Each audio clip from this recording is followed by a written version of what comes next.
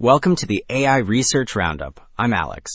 Today we're looking at a paper from the Hugging Face trending list, published on September 2nd, 2025, about 7 days ago. The striking result is a clear theory for when sparse autoencoders scale well versus pathologically, showing that multidimensional feature manifolds can soak up latents so aggressively that discovery efficiency collapses even as total latents grow. The paper is titled, Understanding Sparse Autoencoder Scaling in the Presence of Feature Manifolds, and the implications for model training are quite significant.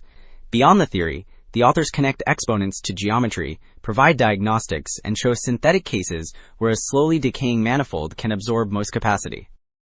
On X, posts highlight the core claim that larger sparse autoencoders may overallocate latents to a few multidimensional manifolds, hurting feature discovery, and they link a capacity model explaining the regimes. Engagement appears moderate, with roughly 1 to 200 likes and a handful of replies, suggesting steady interest from the interpretability community. Alright, the previous figure laid out the setup for scaling. Figure 1 shows how total sparse autoencoder loss drops as the number of latents grows on a simple circle manifold, which signals that tiling the circle keeps paying off. The red curve decreases slowly, so extra latents still buy small improvements. The inset circles illustrate tiling. More colored arcs and decoder arrows cover finer slices of the circle, so activations fire more sparsely, while reconstructions remain close to the data. This behavior hints that capacity might concentrate on common manifolds instead of discovering rarer features. So the previous figure illustrated tiling on a circle. Figure 2 presents the capacity allocation story. The left panel states the optimization and shows two regimes, where alpha less than beta is benign with loss dropping like n to the minus alpha, and discovery growing linearly, while beta less than alpha is pathological because discovery efficiency falls. The right panel plots discovery efficiency versus total latents, and the red curves plunge as beta shrinks, showing latents concentrate on one manifold. The blue curves stay flat, which signals healthy feature discovery. Okay, the previous figure contrasted benign and pathological allocation. Figure 3 compares two synthetic geometries, which shows how manifold shape sets the per-feature loss curve. The left panel shows unit hyperspheres where loss keeps shrinking gradually with more latents, so higher dimensions admit very slow decay.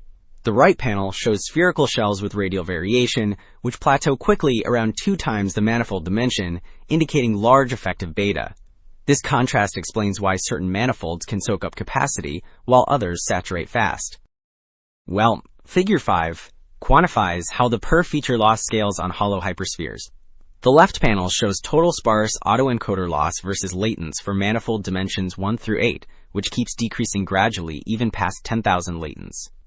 The right panel plots the log-log slope versus dimension, and the slope hovers near negative 0.05 by dimensions 6 to 8, so loss falls very slowly. This slow decay implies a small beta, meaning hyperspheres can keep absorbing latents without saturating.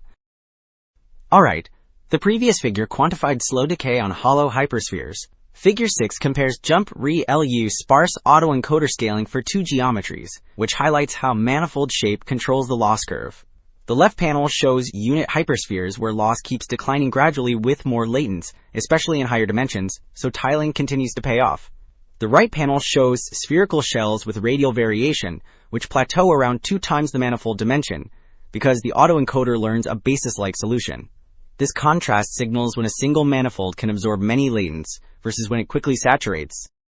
So, 2 takeaways stand out. Discovery hinges on 2 exponents, alpha from feature frequency and beta from manifold tiling, and certain geometries like hollow hyperspheres drive small beta, so latents pile onto common manifolds while rarer features go undiscovered. The broader implication is clear. Measuring alpha and manifold geometry should guide sparse autoencoder design. That is it for this episode of the AI Research Roundup. I am Alex. Thanks for listening.